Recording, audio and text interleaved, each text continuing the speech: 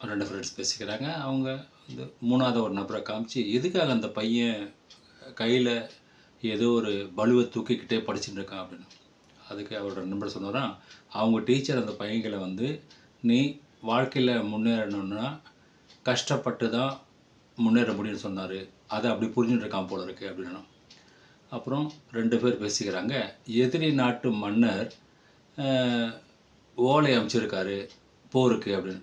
அதுக்கு 2வது இருக்க நண்பர் சொன்னான்னா, ஆயுதங்கள் தான் இப்போது அடமானத்தில் இருக்கு.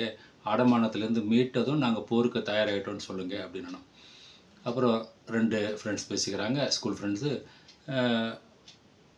பாம்பு அதே மாதிரி தோலை உரிக்கும் இன்னொரு உயிரினம் எது அப்படின்னு. அதுக்கு 2வது இருக்க பையன் சொன்னோன்னா, நம்ம டீச்சர் தான் அப்படின்னு.